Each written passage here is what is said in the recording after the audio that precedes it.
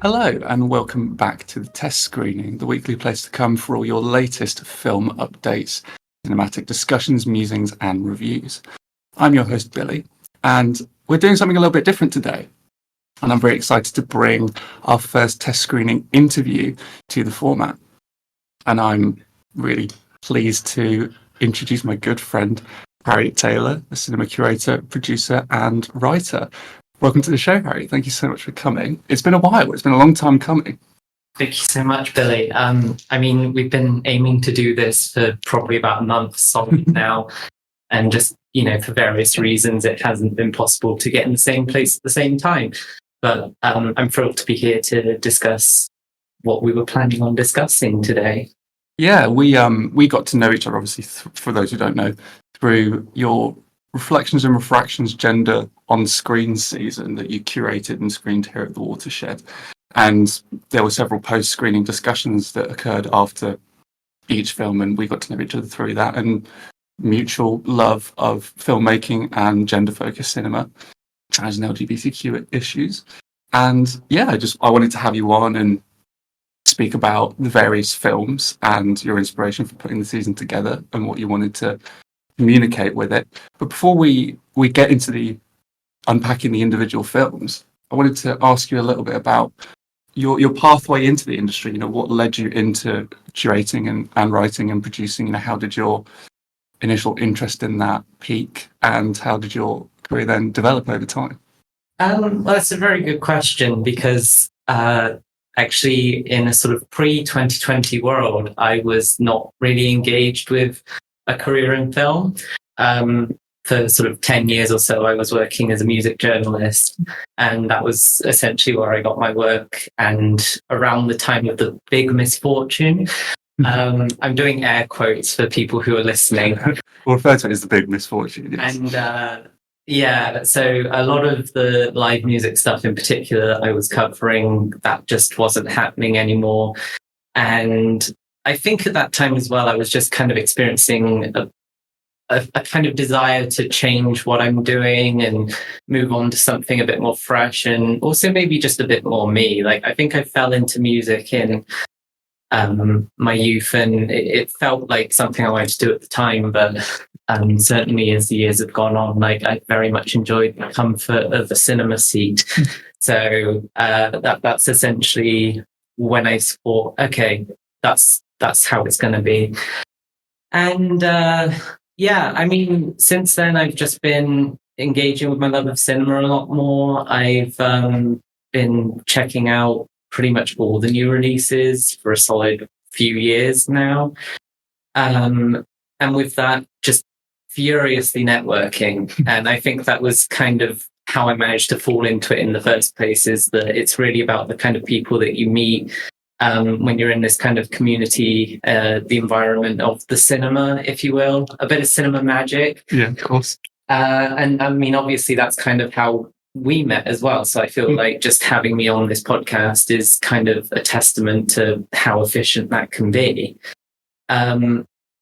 Producing work kind of, it followed that initial interest, and I just got to meet a lot of cool queer people. At the moment, we're recording in the Watershed, and this is kind of like my base of operations. That is mine. Yeah, so there's a lot of interesting people around here, very artsy, cool, vibrant scene, and people, you show up often enough, they just kind of want to work with you at some point. Yeah. Or they take pity on you and think, well, why are you here so much? Maybe you should be doing something more. So yeah, like that's it, it's not something that I sort of had expected in a way. But producer role would always, it feels like a good move for me in terms of just who I am as a person. There's a lot of kind of picking up the slack on various things, a lot of admin for those who are curious about it. So be prepared. But with my kind of hyper-organized mind and needing to schedule and just generally see projects through, I quite enjoy that side of things. I did a bit of work with local theatre maker Tom Marshman back in 2022, who was putting on a show in Gloucester called Jenny, the flesh, the bones, and the ghosts. And that was a story sort of delving into Tom's work with archive material, particularly with queer stories. And this was a trans woman from Newcastle who, being the early 20th century, was not typically well received in their community. And so it was just kind of about, making sure that their voice could now be heard. And it was a wonderful experience. I got to meet so many cool people through that. It was a sort of hybrid musical event, which also resonated with my sort of past experiences. Although sourcing a drum kit for Gloucester Guildhall was an absolute nightmare, and I would not advise anyone again to do that unless they had a drum kit ready to go, essentially. Any future film projects, no drums at all? No drums, yeah, just cut the drums out, honestly. We just need to go back to sort of a cappella, I think. Yeah. And then that was kind of like, I guess, my big break as a producer.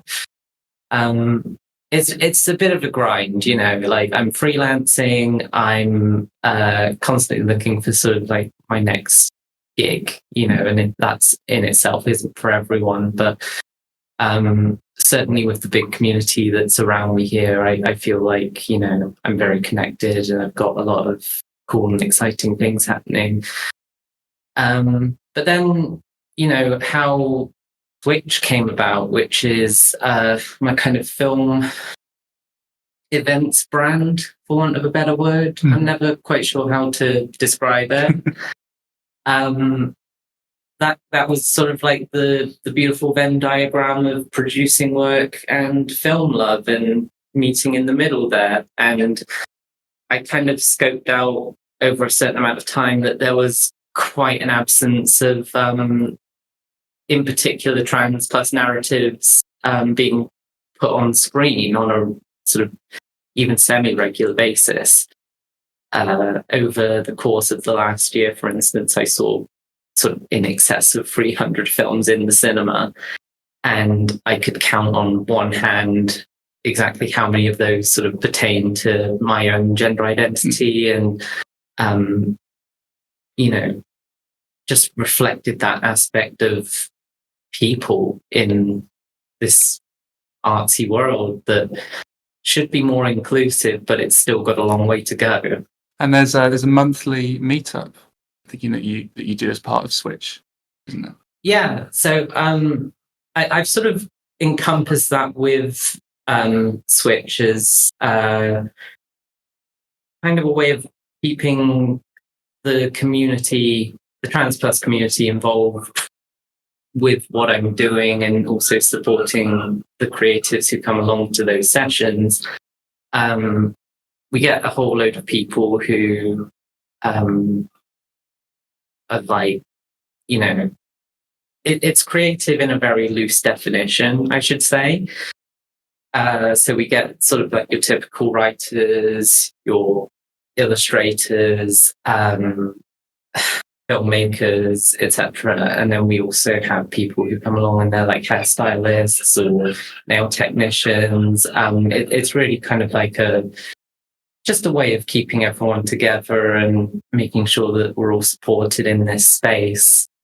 And yeah, for sure, I've kind of pulled that under the identity a little bit because I don't know, it just felt right. Yeah. I'm here and I'm kind of doing these trans events, and it felt like if I wasn't going to include these people in that way, then I'm kind of not really building that community. I'm not integrating everyone in that space. I'm just kind of taking it for myself, and I didn't want that to be the case.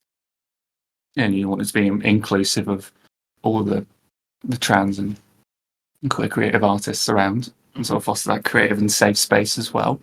Yeah, that's excellent. I really love that's found a home here at the Watershed and in Bristol as well. Yeah, we've been very lucky. The Watershed have been very supportive of the for those who aren't familiar with it, it's listed on the program as the Trans and Non-Binary Creatives Meetup, and that occurs every last Sunday of the month. And yeah, no, they've been just absolutely delightful and offering us the space because, you know, they've got quite a few bigger contracts and, you know, businesses that want to kind of have that. So the fact that they've made it so that we can be a part of this building has really meant a lot. And without that support, I don't think these groups would be running. So yeah. Yeah, that's really great to hear. And audience members do follow Switch Bristol, so you can see what Harriet's up to in the various events that she's putting on as part of the organisation, or attend one of the monthly meetups. Before we get to unpacking the individual films of the Gender on Screen season, I'd like to hone in on your inspiration as a whole for kind of putting on the season and what prompted you to do it. Was there kind of an event or a particular film that acted as a stimulus for the idea of putting on a gender-focused film season? Or was it kind of like a long-standing idea that you'd had for a very long time that grew over that time and now just felt like the right moment? I mean, I guess I've kind of already said it's a little bit to do with the fact that I've never seen that many trans stories on screen. And I feel like I don't know why we're being excluded from that space as much as we are. And I guess kind of like in a very logical, cruel way, it's a situation that the community is smaller than that of kind of the, I don't know, typical white middle class cis het male cinema goers. So yeah, like in some ways it's like I'm not trying to make a push for it to be like the overriding thing in cinema, but certainly that there was a bit of an absence, and particularly outside of Pride Month, I would say. Because I did a few introductions for films by Queer Vision in 2022. Some people listening may have been to one of those. I introduced a wonderful film called Death and Bowling, and another one called Wildhood, and that kind of explored those kind of varying gender identities in the context of Native America and just America generally, to be fair. But it was like that first moment where I realized, we can be more present on screen, and we can also be present in filmmaking behind the scenes as well. So Death and Bowling had just like a predominantly trans cast, and a lot of the sort of cisgender roles were actually played by trans people as well. So that was a kind of nice subversion of that. Especially when we've got people like Eddie Redmayne out here playing, transgender characters. And I mean, personally speaking, I'm not against it, but it does kind of stick a little bit when we're trying to fight for our place within an industry and we're kind of being excluded from those sorts of roles and not even being consulted in a lot of cases. Yeah.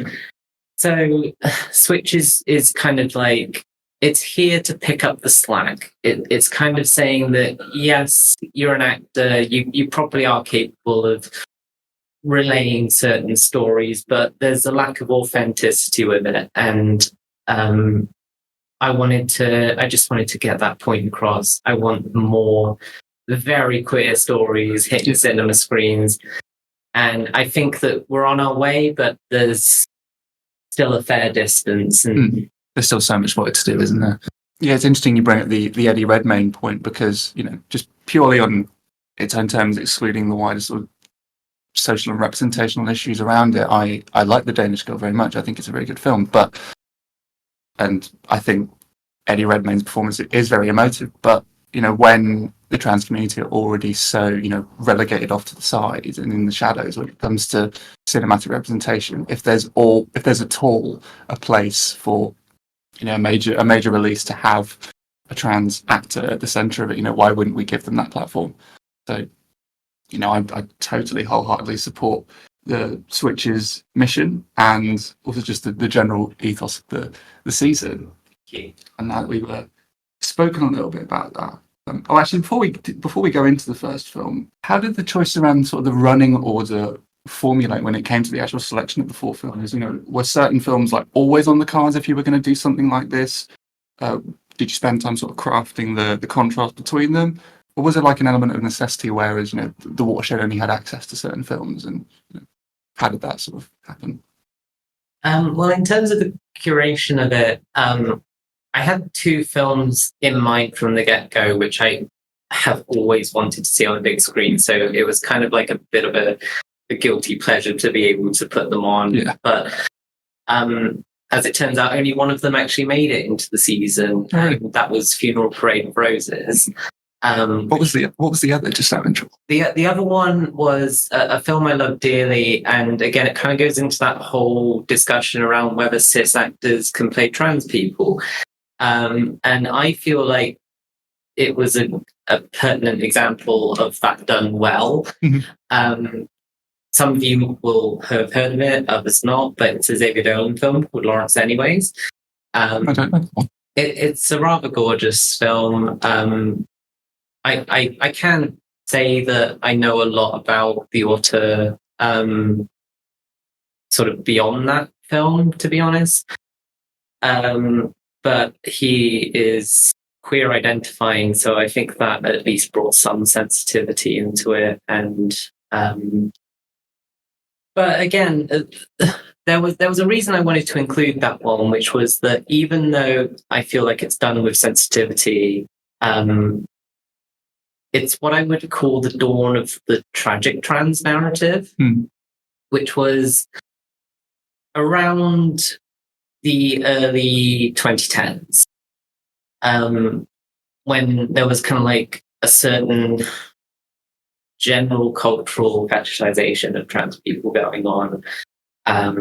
It was like this, all of a sudden, people had been aware that we were existing, and they suddenly wanted to know more about us, but not in a way that would include us. You know, kind of like keeping us at a safe distance kind of thing. And I think there's a certain truth that the trans plus community experienced some great struggles. But our stories aren't laboured in trauma. No. We have moments of immense joy and, you know, a proud sense of community. And yeah, sometimes, you know, these films, they don't kind of pick up on that, and yet they're speaking on our behalf. But the reason Lawrence Anyway stands apart from instances like The Danish Girl, I think, is because there is that kind of aspect of the chosen family that comes into play. And yeah, to be fair, it's a real shame I couldn't include it in the season, but that was something to do with like licensing issue, rights, and they just sort of vanished on us at the last minute. No, that's a shame. But you know, at a future point, I'm really hoping to be able to put that one on and give it the justice that it deserves. Yeah, well, you got to show Funeral Parade of Roses, and I'm so glad that we got to see that as well. And obviously we have Dressed to Kill, Orlando, and Girls Lost. But yeah, so Dressed to Kill, Orlando, and Girls Lost, how did you come to sort of select those and put them together? As the season took shape, I had to put forward a proposal to the Watershed about kind of the running order of this season. And I was thinking it through in my mind for a while, and I was like, well, how can I make this as encompassing of the broad experience as possible in 4 films? Actually 5 films, because the kind of at the core of this season lay the general release of Joyland. Sam Sadiq's incredible, just breathtaking moment of cinema where I mean, I just can't infuse about it in a way that's very articulate. It's a terrific film. But for those who haven't seen it, it is an absolute must watch. You know, it's so incredibly stunning. So we did have that one kind of to play around with. It was actually a part of my initial 4 films. And then because of the general release, it kind of got taken out and I got the extra one added in. So I was thinking, well, Funeral Parade is kind of like the beginnings of what I would call trans cinema, and Joyland is certainly the present, if you will. And I wanted to kind of clock those, the steps along the way. Yeah. So it was not shying away from bad representation, because that is also an integral part of our experience.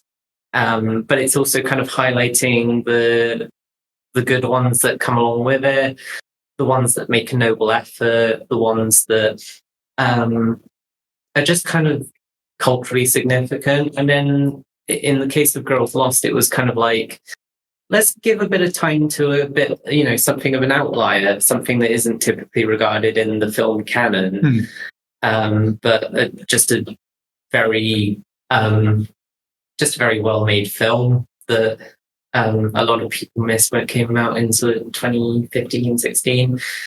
And, saying that that's also there. A lot of these films aren't considered culturally sort of massive masterpieces. That's kind of how we experience cinema. We're sidelined a lot, so it was important for me to be able to pick up that as well. Yeah, and I certainly loved seeing all of these films actually for the first time. I was aware of Orlando and Dressed to Kill, but I wasn't aware of Funeral Parade and Girls Lost, and it was a real pleasure to see sort of the various different points of the spectrum when it comes to trans representation over a very long period of time. And we go all the way back to the late 60s with Funeral Parade, and then we go right the way back into sort of the mid 2010s with Girls Lost as well. So let's delve into one of the individual films now. Funeral Parade of Roses. I guess you could broadly call it a drama, but there is so much genre fluidity within it. It feels kind of strange to sort of pin it down to one particular term. It's 1969 Japanese film by director Toshio Matsumoto. Follows the trials and tribulations of a trans woman named Eddie in 1960s Tokyo, I believe it is in a relationship with a drug dealer named Gondo, who owns the club Pagene, where Eddie works and dances. And there is also another trans woman called Lida, who Gondo is also in a relationship with and fears Eddie may be trying to usurp her in that sort of that love triangle relationship. Now, I loved seeing this for the first time. It was such a bold and exciting start to the season. And the word I would use to describe it is incendiary. It feels like it's totally ripping up the cinematic rulebook with how we look at gender issues on screen. It's very uncompromising as well. It has very sort of dark shots of really shocking violence in it, and also some like brushes with surrealism as well. And I just love how unapologetically it embraces the trans identity of its characters. Also has like flashes of documentary in it as well. What was the statement you were attempting to make to attendees of the screening with this as the season beginning film? Oh, that's such a good question. Honestly, I think just being me, I definitely wanted to shock people. Yeah. I wanted to like kick things off with a real bang, and honestly, this one could not have been more fitting in so many ways. It was also just like a very interesting point that in terms of trans narratives that existed in cinema, there's really not a whole lot going in terms of that around this time. And the one place in the world where trans people were kind of being included in these films was in Japan. Toshio Matsumoto is a wildly interesting filmmaker in the sense that his two kind of primary backgrounds in short films were either documentary focused or avant-garde. And Funeral Parade is that beautiful mishmash of the two. Yeah. So while you're watching it, it's very easy to kind of see these characters as they truly are. Peter was, and actually I believe still is, I think Peter's still a living person, kind of a very notable figure, trans figure in Japanese culture. I think not typically known as an actor, but more of a singer. But yeah, like this is someone who was able to kind of break into that role, and it's never coming across in like a sort of very fetishistic kind of way. It's like it's very sympathetic to the gender identity of this person. And I think in some ways it's like they were just able to play themselves. And for a trans person who is existing in maybe quite a conservative country and indeed quite a conservative time in the 20th century, being able to kind of let these masks go and actually just kind of show yourself. And I think how Matsumoto frames it in that kind of pseudo documentary way, it's like, yeah, you can just kind of be there. And I think you really get that sense of who Edie/Peter is as a person. Obviously, this film isn't without its faults. Matsumoto is not a trans director, but I think makes notable attempts to kind of educate his audiences on this kind of subversive Tokyo underground scene that's going on. And just like highlighting the fact that these communities exist at that time, because certainly from my own experience of gender transition, it's been quite often I'll encounter people and they, pre a certain date around the late 2000s, it's like they couldn't have conceived that trans people would have existed. Yeah. So it's just like a real sort of fascinating cultural moment where it's like, no, we have always been here and we're doing really cool stuff. So yeah, Funeral Parade definitely delivered on that front. Yeah, it's seeing it. One of the most astonishing things about seeing it for me was how radical and progressive it is, considering it was, released in 1969. It was just extraordinary to me to see that there was such a buoyant and wild and forward-thinking view of trans people, this early on in cinema history, especially relative to so many other countries that were sort of behind the curve, whereas this film was so far ahead of it. And of course, some of those being the UK and the States, which we will get to later in the season. But yeah, indeed we will. Do you think there's sort of stylistic markers or certain aspects of Funeral Parade storytelling that you think gender-focused cinema of today could learn from? I think, again, with the whole idea of just representing us in a way that doesn't fetishize/portray us as violent and cruel people, highlighting the kind of varying aspects of our lives, which includes joy. Because I think that Funeral Parade does have those moments in it. It's a complicated film, and it's certainly not a happy resolution. No. I think it just speaks to the complexities that we're not just one kind of stereotype. We're not existing in a singular bubble. We come in all different flavors, if you will. Yeah. One of the things that is so important to me about the film, and it's interesting that you pick up on that idea of the variety of different experiences that they're expressing it, because there are moments of joy, like there's that scene, I think, where they're not in a karaoke bar, they're in what feels like a small apartment, and they're all singing and they're all dancing, and it's a very euphoric sequence. And then you have some really horrific flashbacks to some of the abuse that Eddie experiences during their childhood years, and some domestic abuse in their family home. And this is all expressed in like a very sort of jumbled chronology. It's a very fragmented narrative structure. It's very non-linear. It's non-chronological. And for me, what that brings to it, it's again just alluding to that complexity within a person who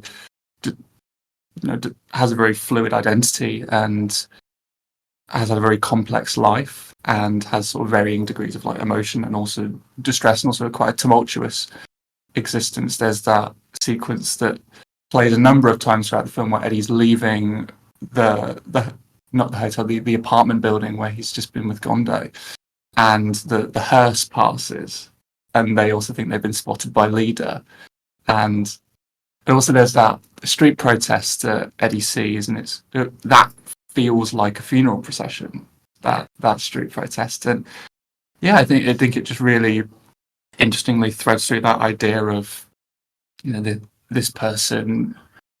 I think that there's sequences where Eddie feels like they have a great sense of belonging, but others where they feel like they are kind of not spied on, but in a certain degree of danger and not accepted and things like that. And that does obviously come to fruition at sort of the climax of the film.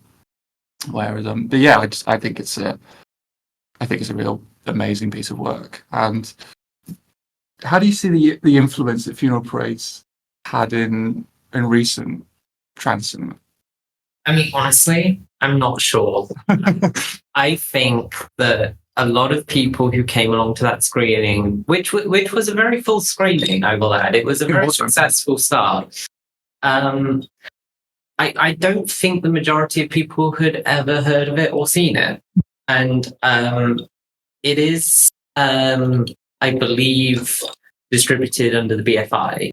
I have it on Blu-ray. Yeah. It got reissued. So it's like, I don't know. I think the wealth of stuff that can be said about Funeral Parade is immense. And every time I've seen it, there's always something new to pick up on in the film.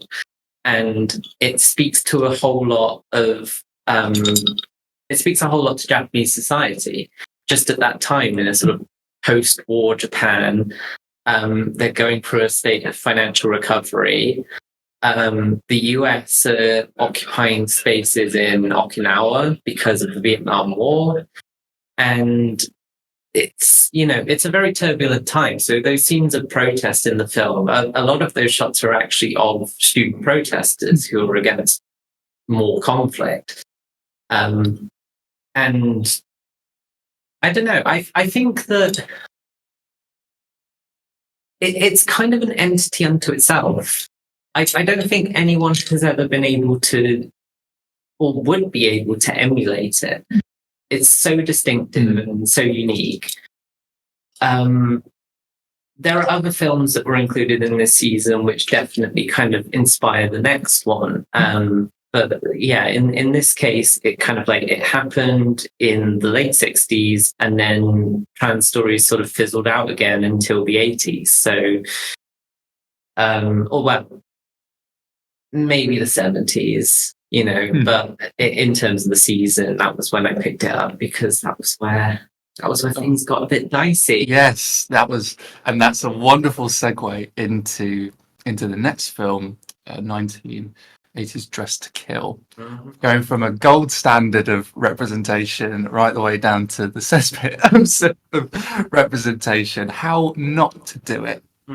So, Brian De Palma, very famous, very revered director of films like Carrie and Scarface, Blowout, Body Double, kind of known for his very voyeuristic directorial style, which has worked very well in certain contexts and not so well in others.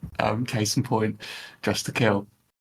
Now, this one's a total doozy. It was quite an experience seeing this for the first time, and I'm quite interested in knowing your sort of visceral in the moment reaction to seeing Dressed to Kill for the first time when you did, because it's not a film that one has, say, a mild reaction to. Okay, yeah. Dressed to Kill.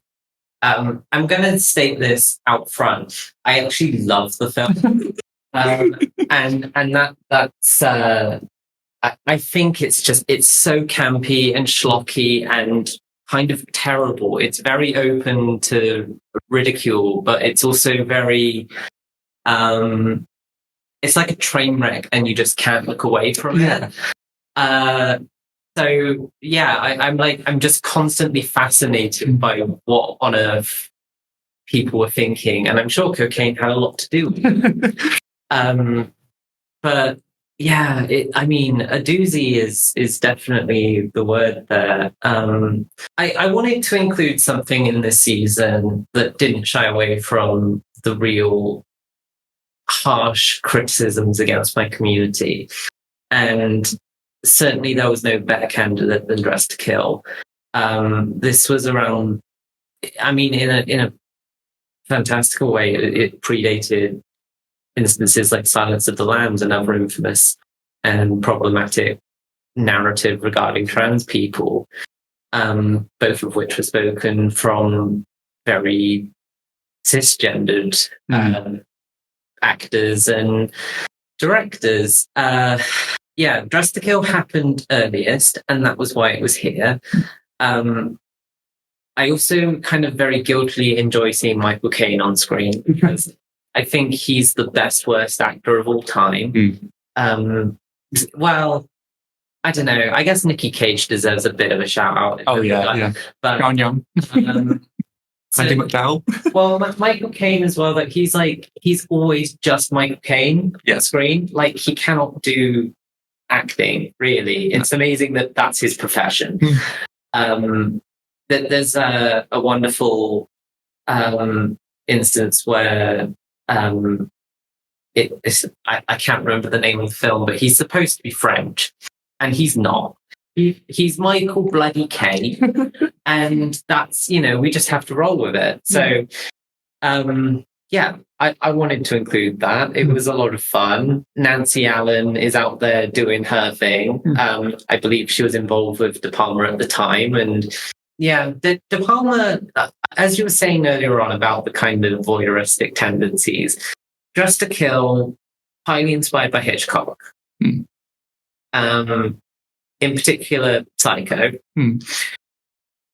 And certainly his penchant for blondes is the same as well. Yes.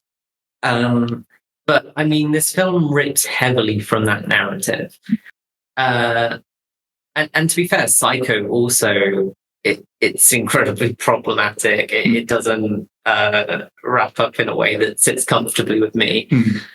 I also, I might offend some people out there, but I enjoy Psycho a hell of a lot less than Dress to Kill. So, and I think it's because in some ways Dress to Kill has become adopted by the queer community as just, I don't know, campy, good time fun. Yeah. Let's laugh at how badly this thing messes it up. Yeah. But in that same breath, it shouldn't excuse the fact that this film was made with sincerity. Yeah. It wasn't an idea that was put across as like, let's ridicule the absurdity of having trans people being portrayed as violent killers.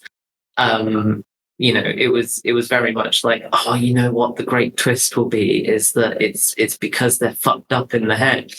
And yeah, that it just doesn't sit well, No. And it's not something that has it was even well received upon its release in the 80s. There was a significant backlash from the community around that time. It was protested by feminist groups for its misogyny as well. Yeah, it's incredibly sexist and transphobic. Yeah, we got a double whammy right there. But yeah, like I was saying, for the life of me, absolutely adore it. Yeah, it really does. There's so many scenes in it that just like that bit where she, the sexually frustrated female main character, she's very unsatisfied in her marriage, and then she kind of seeks out a fling with a stranger in his apartment, and then it's quite very long and drawn out sequence. There's a lot of tension around it. Is she going to capitalize on this opportunity to cheat on her husband? And because of how bullish and dismissive her husband is, you're kind of almost rooting for her to do that. And that, to me, is kind of interesting. And then she gets back to the apartment and she sort of roots through his things a little bit, and then she finds out that he's got syphilis and gonorrhea. Like, she finds a medical record. It's like, what are you punishing the female character? It feels so wrong. But I do think that idea of it's the whole reveal about Michael Caine's character being transgender, and it's the gender dysphoria that's causing this, in inverted commas, split personality, and then that's making the character into this murderous psychopath. It's just really, really abhorrent. Just this idea of gender dysphoria looped in with homicidal tendencies is just really, really ugly. It's also just that conflation of of this rhetoric which is being perpetuated by sort of people like J.K. Rowling now, which is that you've got this, cisgender male actor, Michael Caine, effectively playing a trans woman, and it's making them the same. It's essentially saying that trans women are men, and that is the crux of where Dress to Kill goes wrong, because there's a whole lot of things about single-sex spaces at the moment, and Keir Starmer once again out there pushing this rhetoric. Not to get super political on the podcast or anything, but this is just stuff that is so very frustrating to see, and it's very lazy. It doesn't sort of feel like there's been any engagement with the community to come to this conclusion. It's like a fear of differences, and these are unfortunately the experiences of a lot of marginalized groups. I mean, there are POC people making films who experience similar backlash and stereotyping in films, and it always comes from a place of real, I don't know, it's a phobia. It's transphobia, right? So, and I don't understand. I don't understand why this was ever the case, why people just couldn't accept us. I think it's almost incredibly simple, but a lot of people don't get it, and it's a constant fight that we're leading. Yeah, but, and considering that is such a prevalent issue today, I think it was very impactful and powerful to include something in the season that flies so far in the wrong direction of how we do trans representation. It's kind of almost like a point of learning. It's like, here's what we, considering think that things are not in the best situation at the moment, here's how we must not regress to, especially with our on-screen representation. And this is also why it was very important for me when I was pitching the season to have the post-screening discussions. Yeah. Dress to Kill was an incredibly nerve-wracking experience to put on. I was very excited ahead of Funeral Parade, but around the time Dress to Kill was going to be screening, it was literal days after the news of Brianna Gay, and that was something that the whole community was feeling. And I think my intense fear that Dress to Kill was not going to be received in the context that I wanted it to be received, that weighed quite heavily on me at that point. So, being able to sit here with you today and sort of discuss this and try to articulate those feelings and, give that voice, I just feel like that's a really important thing to have. Yeah, I'm glad we're able to do that here today. And I do remember being at the post-screening discussion, and I feel like we all spoke, several of us spoke at great length about, well, we were able to kind of like irreverently poke fun at the film, but as is part of the course with watching, all the campy, schlocky stuff that goes on in Dress to Kill, but we were able to, with a degree of, seriousness, debate the actual things that it does get so badly wrong in its writing of trans characters and the way it frames them. And so I feel like you did absolutely achieve what you set out to do with putting this in as part of the season. And yeah, I'm so glad that we were able to, well, you were able to put in something that, has, the potential to ruffle some feathers, but ultimately made a very valid and needed point about what happens when representation goes wrong, and here's how we must avoid it. And I'm glad you mentioned irreverency as well, because that in itself, I feel, is an incredibly important survival technique of the community. I, for one, don't know if I could keep continuing the fight if I couldn't sort of poke fun at these instances and kind of make it a bit lighter as well. Like it's going to be so heavy otherwise, and we just, we need to keep that kind of sense of strength within us, and humor is such an incredible way of doing that. So yes, we can poke fun at it, but it always comes with that kind of like, let's not lose sight of why we're poking fun at it. Exactly. Yeah. Before we move on from Just to Kill, I just wanted to ask, I was reading, when I was preparing for our discussion, I read a really interesting article about from 2020, kind of looking at Dressed to Kill, 40 years old. It was in The Guardian, and there was this quote that really stuck out to me at the end, where the writer Scott Tobias, I have no sort of background on the writer or his connection to the issues the film is embroiled in, but he thought that the film's accusation of being sort of dismissed as being very misogynistic was partially sort of misled or like misaimed, because he put this really interesting quote in. He said, as horror headed into a decade of slasher films, which often implied that promiscuous women deserved to be the first ones hacked, De Palma flipped the premise on its head. His women may be marked for death, but they're framed by a culture where sexuality is a crime. And I have my own feelings about that quote in relation to the film. I was kind of wondering what your thoughts are in response to hearing that. I mean, I feel like I've read this article at some point or another, but offhand, I couldn't remember that quote. I feel like possibly the exact opposite. I feel like women are constantly punished for their sexuality throughout that film. In the first instance where Angie Dickinson, she's this very devoted housewife character who's terminally sexually frustrated with her husband, but it's not even that. It's just like she's not respected by her husband, and she breaks out in a way that isn't the safest, and it isn't entirely to her benefit. I think in a logical mind she wouldn't have done that, but she but for whatever reason she wants to go home with someone, and she does, and ultimately faces death for it. And STIs. It's the first lapse that she experiences, at least in terms of the narrative. And immediately just gone.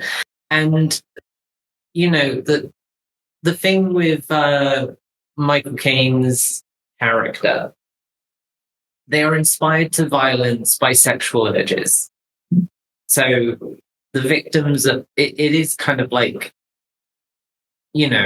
it's targeting sexual desire. It's essentially saying that women with sexual agency, trans people with sexual agency, people with sexual agency, they're going to be the victims in this. So I do kind of disagree. I do think it's misogynistic, and it's misogynistic in other ways, just in terms of how Nancy Allen is constantly sexualized and framed by De Palma. I mean, it's like, it's not cool. It's just not. No.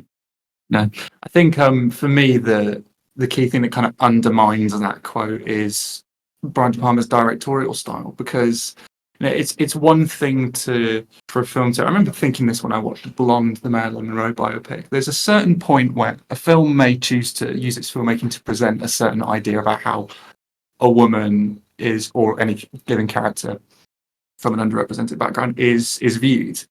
And I do feel like there's a certain point where a film can cross over into perpetuating and becoming complicit in that, poisonous viewpoint. And I feel like the very voyeuristic, leering, kind of prurient camera that Brian De Palma, just permeates, like, is pervasive throughout Just to Kill, contributes very much to that. But yes, it's certainly something that I wouldn't want to see replicated again on screen. And But I will watch it again. Yeah, I will watch it again to laugh at it. Yeah, and also to critique it. for sure. It is, again, like Funeral Parade of Roses, fascinating in a context, and that it was, again, just, it seemed like a very good one to pick for the season in that sense. Definitely, I very much agree.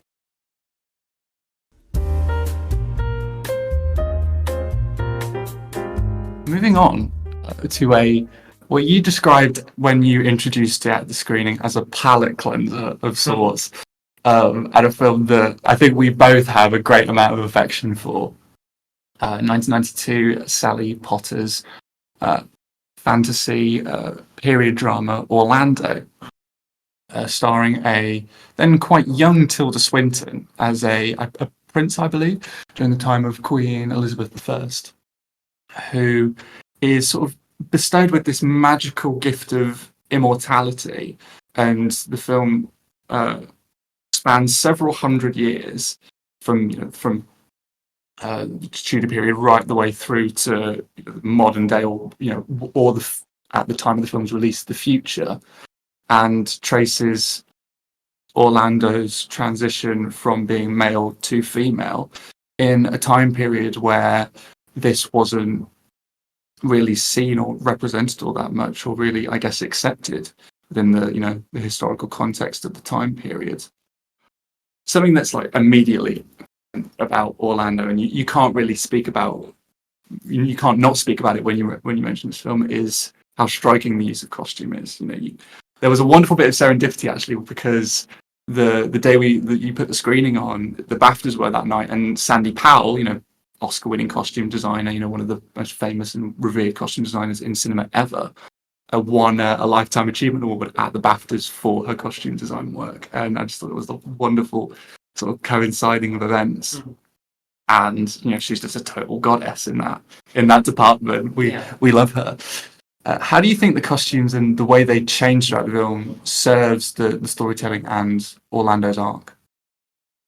I just feel like they're just signifiers. They place it in that chronology of the film, which otherwise it doesn't kind of give you any sense of like how far we're jumping ahead at any given point. So we're starting in the late 1500s, early 1600s with Queen Elizabeth I. And yeah, it's not like it comes up with a cue card that says, and then 70 years later, and then it cuts to Orlando in that time period. So I think costuming is just a way of keeping the audience aware that the time is constantly moving forward and we're jumping ahead. And, I guess, as well, it's like the fashioning of gender. We start off in that time period and ruffles and very sort of feminine features in male persons. That's the fashion, it's the style. That's exactly what they're all striving for. And we notice these kind of like changes across the centuries where certain things will come and go. There'll be the powdered wigs and the heavy makeup, and then there'll be the dresses which go out for literal miles. There's that beautiful scene where Orlando's walking through the mansion house and is constantly having to like change how their body is angled in order to get around all the furniture because of how big the dress ruffles are. So yeah, I think it's just kind of like an interesting way of saying that fashion in and of itself, it should never be wholly gendered, because it's so arbitrary, the decisions that are made by society at large in terms of what is masculine and feminine. And Orlando does a great job of blurring those boundaries. Yeah, and of course, because the costumes are so eye-grabbing, that pivotal moment, I think about halfway through the film, where Orlando sort of their bodies, sort of, as a result of this magical gift that's sort of bestowed upon them, sort of takes on shifts and takes on a female form, and you see them naked in front of a mirror, and it's the first time they see that, and it's an incredibly powerful and momentous moment. And from that point on, I think before that, I would describe Orlando's costumes as being a bit more restrained, at least by that sort of Regency period standard. They're a little bit less extravagant, and then you have that moment of Orlando, making that very sort of bold decision to transition during that period in time where it wasn't as freely accepted, and then they come out in the biggest wig and the biggest dress, and it feels like this wonderful moment of great acceptance, and I am completely owning who I am and just wholly embracing my identity. And that was a really wonderful thing to see, and see that communicated, at least to me, through the costume. I mean, I would go as far to say that it isn't even so much of a transition. It, in terms of Orlando, it kind of just happens.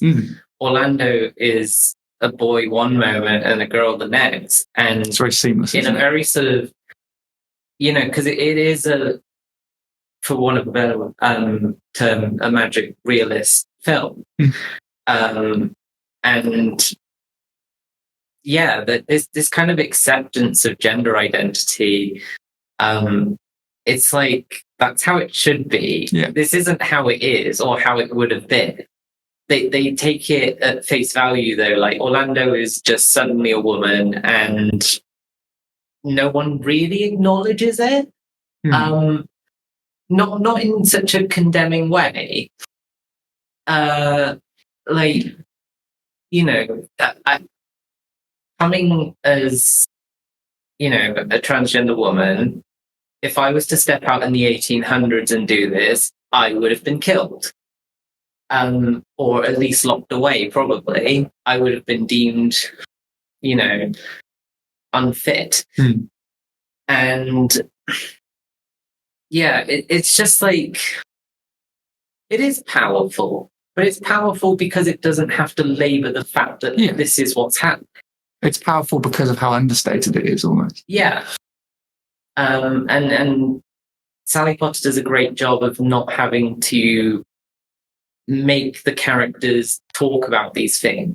She just kind of like puts the camera on it, and it shows that moment. And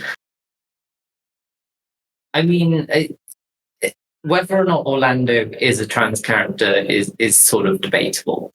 Certainly there is a change, but do they really want to have transitioned?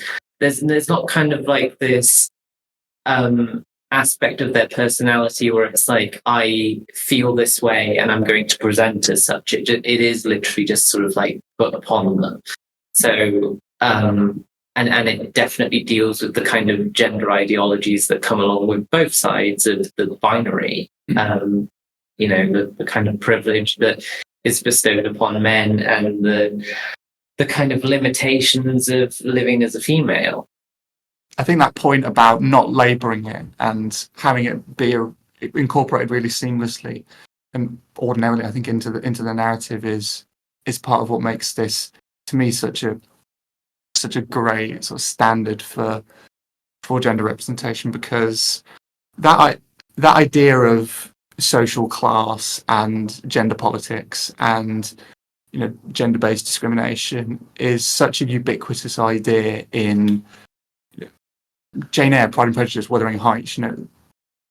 Really significant writing and literature and art that is centered around this period. Oscar Wilde's work as well, like A Woman in No Importance. All those plays I did in A-level English, but it's really great to see a film that sort of deconstructs the period drama and looks back to that time period and just so freely incorporates it. Like, it doesn't, but we can.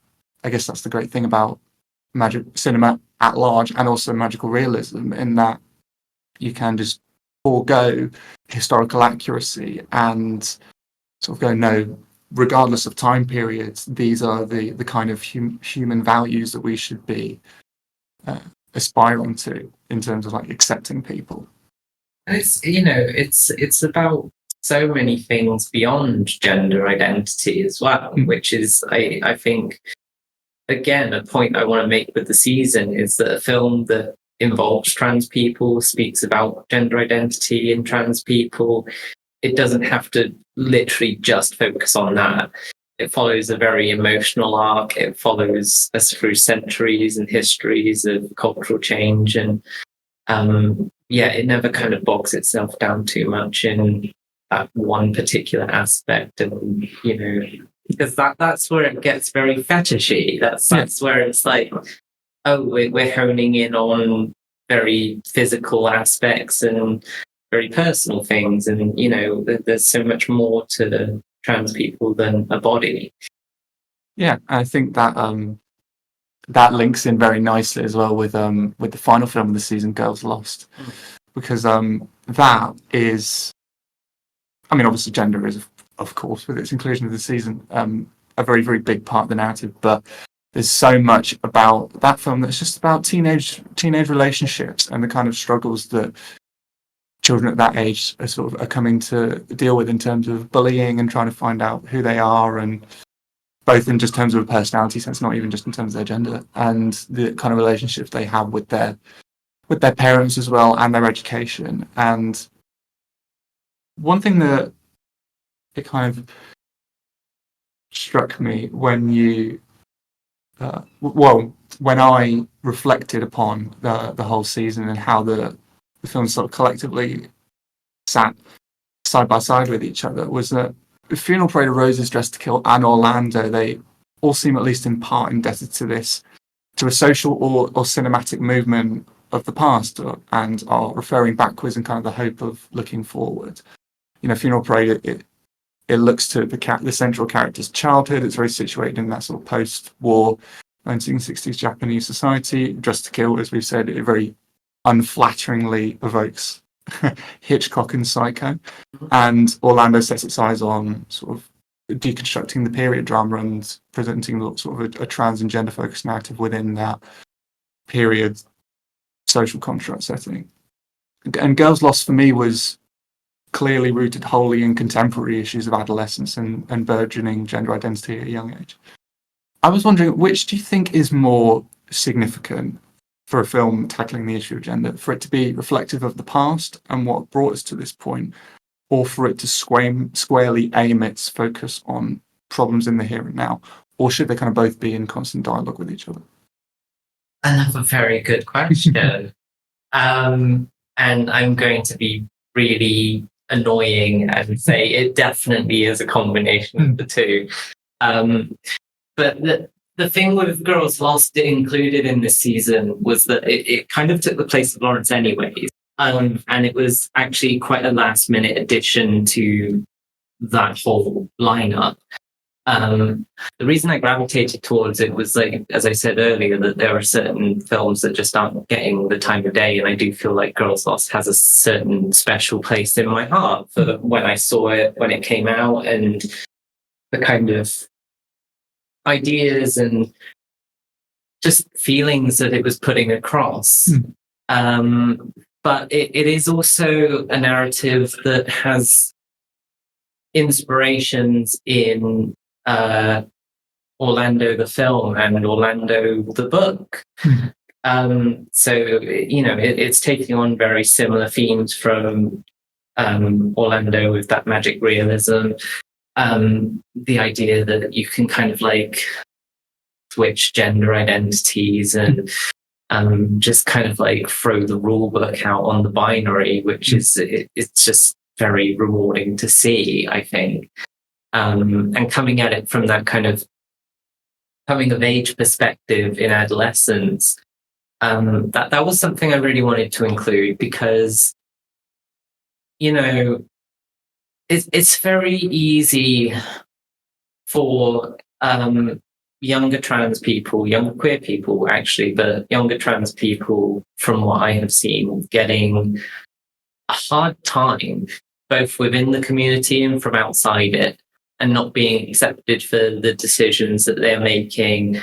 And, you know, there's this whole thing about it being a phase and like, you know, but obviously, like, when you're young, you're working things out anyway. Yeah. But I also think it's just not giving enough credit to young people for their ideas and their thoughts. Like, you know, I admire a lot of them. I think that, you know, they're doing things at sort of 19, 20, which I could only have dreamed of. And I feel like to condemn them for this outrightly is just, you know, it's not something that we should be encouraging. We should be building each other up within a community, and there shouldn't be this sort of generational warfare that goes along with it, because there's enough bullshit.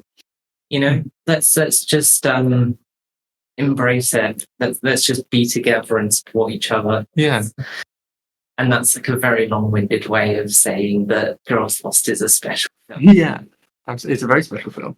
Was it intentional to kind of bring the season to a close with a film that focused more on adolescence and burgeoning kind of gender identity, because the previous films, the characters were all very kind of situated in adulthood, even if their gender identity was still kind of shifting and evolving. Yeah, was it? Did you intend to sort of bring the season to a close with a film that focused on that sort of starting at that adolescent point in time, and at the risk of sounding a little cliche, you know, giving this sense of rebirth or coming full circle, or sort of going back to our roots, and how that might shift our perspective on future generations discovering their gender identity? It was accidental. Entirely accidental, and that was all to do with the sort of issues with getting a hold of the rights and then not having the rights for Lawrence anyways, and then needing to find this film. But it worked out for the best, and I definitely feel that the reason this one struck me in particular, like, because there were several films that didn't make the cut in this time. It was just because they didn't fit within that construct quite well. But without getting too kind of like, I don't know how to express it, but children are our future. They are. And, you know, it's such a corny thing to say, but it's true. And that's the future of our queer community. So, it's kind of just signaling that we're constantly passing the baton, and, you know, our fights are, you know, we want to win these fights, but it is kind of still an ongoing thing, and generations after us are probably going to have to continue this, and we should be giving them the strength and the space and the representation that they deserve. So, accidentally, but on purpose. Yeah. So, happy accident. Yeah. Love that. We've spoken about how Orlando and Girls Lost use magic realism to look at issues of gender and people discovering and being fluid with their gender identity. In the case of Girls Lost, it's this magical plant where the girls sort of drink the sap from it, and it changes them from girls into boys overnight, and they sort of are able to stay like that for a period, I think, of about 12 hours, something like that, maybe 24. But do you think there's something that, you know, a magical realist look at gender can bring to the story that perhaps a more naturalist or social realist work may not be able to? I enjoy magic realism a lot, but as a genre, relaying issues of gender identity, it can in itself be a bit problematic. You know, because it's kind of conflating the idea that transition is almost like a bit far-fetched, you know, it's a bit beyond the realm of our possibility. Yeah.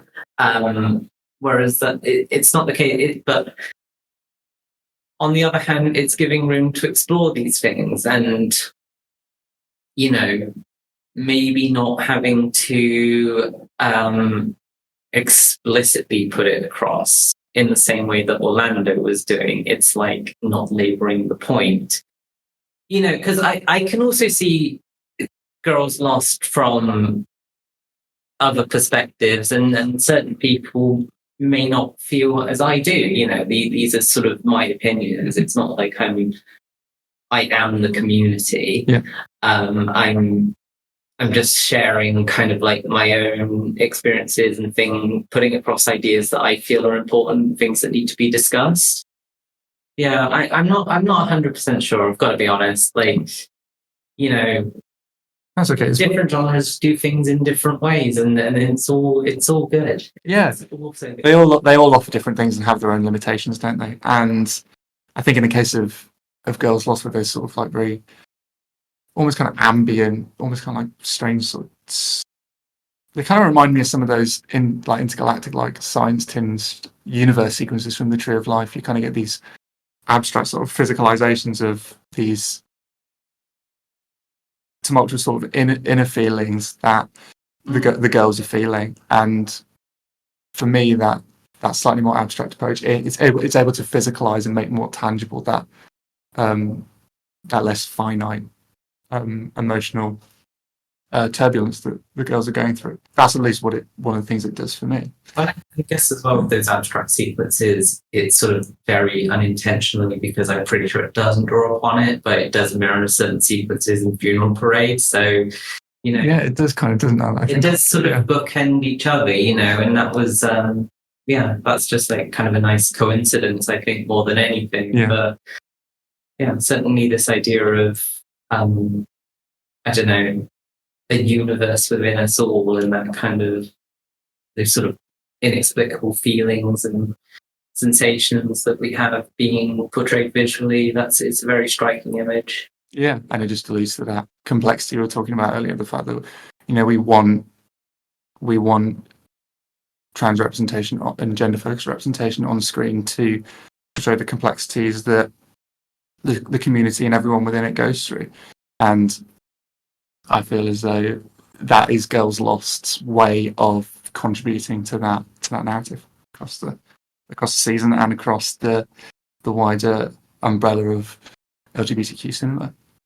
And for our last couple of questions, I really just want to sort of summarize the season and maybe some of your future plans, and also what you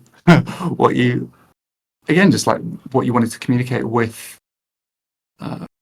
this collection of films. And if there's one idea or message that you would want the audience to take away from having viewed this season on gender and this attempt to bring it more into the collective consciousness, that gender representation on screen, what would you want that to be?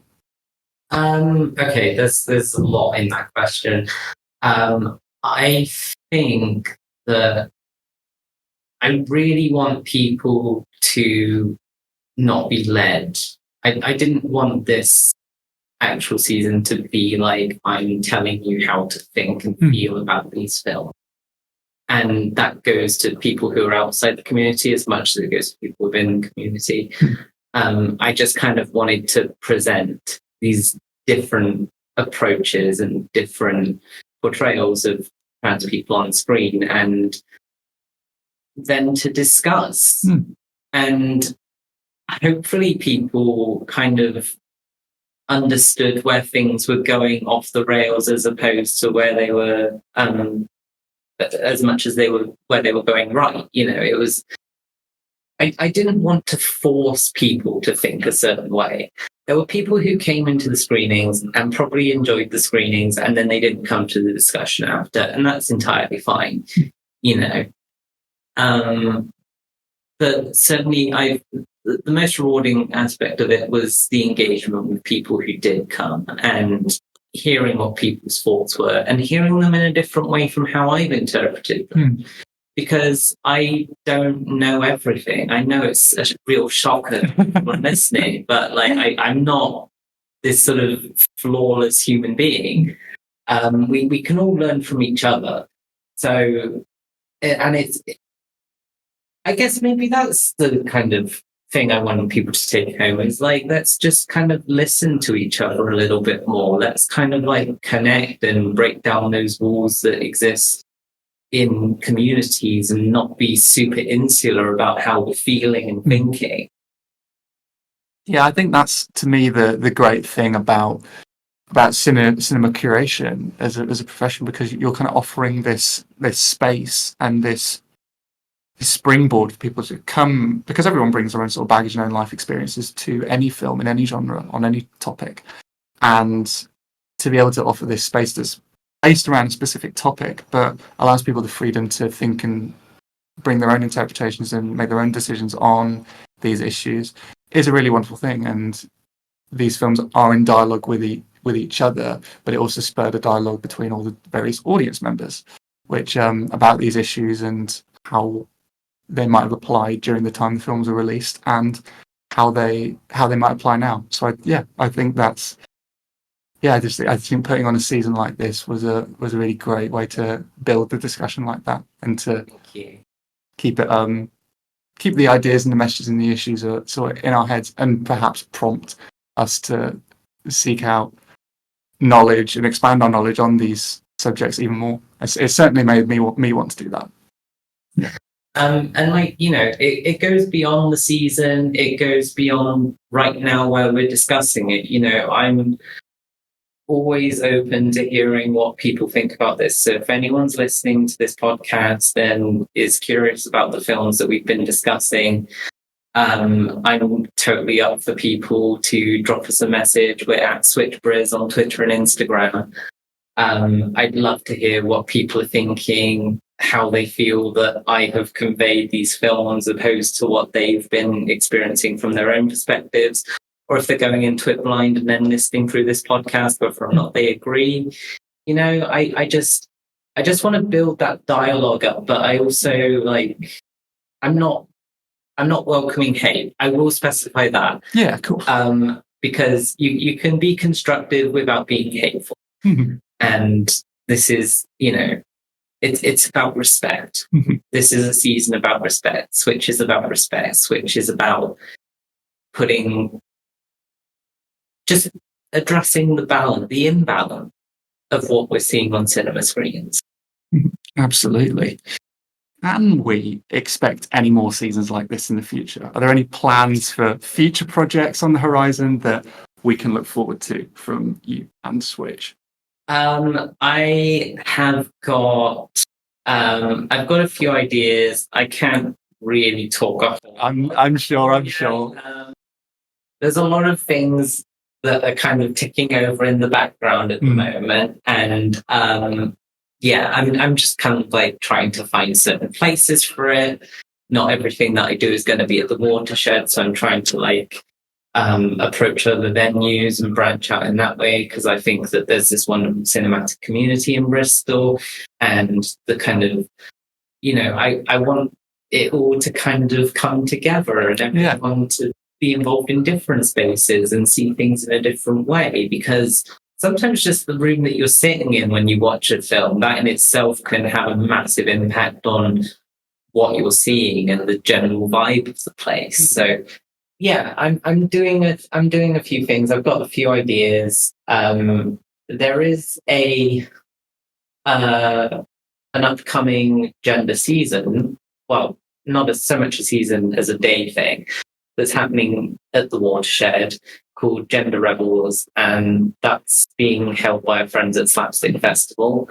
And that's kind of taking a few of the ideas that I was hoping to do for another sort of season and screening, but it's examining kind of gender identity in the pre-60s time, where it's less explicitly trans people, and it's kind of talking more about sort of cross-dressing and general sort of taboo ideas. So that one's it's at least worth having a look, in my opinion. It's a good program. I'm a little sad they now Victor Victoria before I could put it on. There we go. Well, at least it's being seen. Yeah. Well, you be sure to check out Gender Rebels season at the Watershed, and you heard it here first. There are some projects ticking over in the background that hopefully Harriet can bring to us another time. If you've got to follow us on Instagram, follow all the social channels. Follow at SwitchBriz on Instagram and Twitter. Thank you so much for joining us, Harriet. I'm sure we could talk all day about all the various films and issues, but just to have you for this sort of 80 to 90 minute discussion has been a real pleasure and a real privilege to get a sense of your thinking into including the various films and what you were trying to say with the season. And yeah, just thank you so much for being here with us and discussing it with us. It's been a real pleasure. Thanks everyone for listening. I hope you enjoyed. Yes, thank you guys very much for listening. We will be back soon with more reviews and hopefully more interviews in the future. But for now, Harriet Taylor, Billy Parker. Do follow us at the Test Screening Podcast on Instagram and also Facebook for sort of exclusive content updates on the various things me and Chloe are watching throughout the weeks. Thank you very much for tuning in, and we will see you in the next episode. Goodbye.